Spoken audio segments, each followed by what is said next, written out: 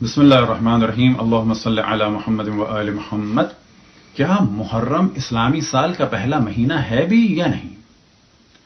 بس سب سے پہلے ہم ڈسکس کرتے ہیں کہ یہ تصور کہ اسلامی کیلنڈر کی ابتدا خلیفہ دوم کے زمانے میں ہوئی،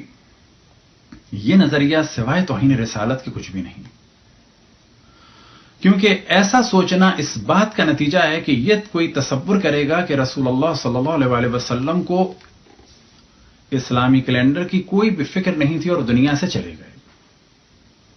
جبکہ اس زمانے میں جاپان کا کیلنڈر، چائنا کا کیلنڈر، حتیٰ جنوبی امریکہ کا مایا کیلنڈر،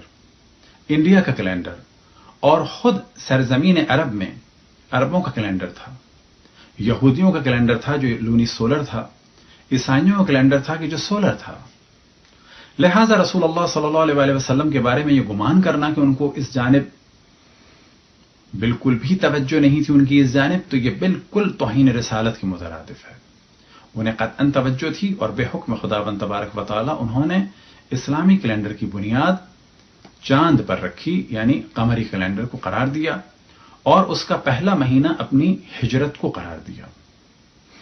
آپ کی ہجرت پہلی ربیع الاول کو ہوئی مکے سے مدینے کی جانب، 8 کو آپ قباء پہنچے اور 12 کو آپ مدینہ پہنچے۔ لہذا اسلامی سال کا پہلا مہینہ ربیع الاول ہے، نہ کہ ماہ محرم۔ اب یہاں پر سوال کیا جا سکتا ہے کہ یہ ماہ محرم کیسے اسلامی سال کا پہلا مہینہ ہو گیا؟ تو جواب یہ ہے کہ رسول اللہ صلی اللہ علیہ وسلم کی نبوت سے پہلے، اعلان نبوت سے پہلے، یا یہ کہا جائے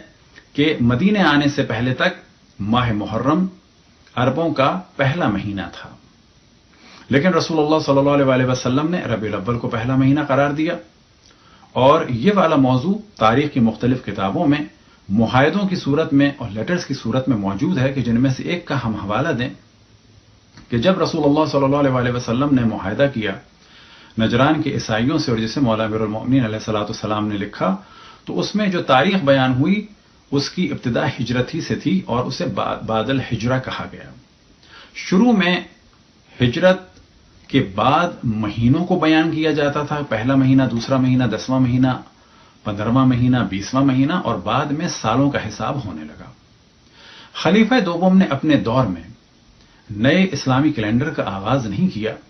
بلکہ رسول اللہ صلی اللہ علیہ وسلم نے جس مہینے کو پہلا مہینہ قرار دیا تھا، اس پہلے مہینے کو ہٹا کر زمانے جاہلیت میں جو پہلا عربوں کا مہینہ تھا محرم، اسے قرار دیا۔ یہ موضوع اگر ہم ڈسکس کریں تو ممکن ہے کہ فتنے کا سبب ہو، لیکن اس موضوع کو آپ جا کے سرچ کر سکتے ہیں اور سلفی اور وہابی اور دیوبندی حضرات سے سوال کر سکتے ہیں، اور ایک ان کے عالم نے تو کھل کے اس چیز کا اقرار کیا کہ جن کا نام ہے شیخ محمد بن صالح عثیمین، اور انہوں نے اس بات کو بڑی صراحت سے کہا، بل اعلموا ان السلف لم يتخذوا المحرم اول العام الجدید الا فی خلافت عمر بن خطاب، کہ جان لو کہ سلف جو تھے، جو گزرے ہوئے لوگ ہیں، وہ محرم کو پہلا مہینہ نہیں سمجھتے تھے اور محرم سے نئے سال کی ابتدا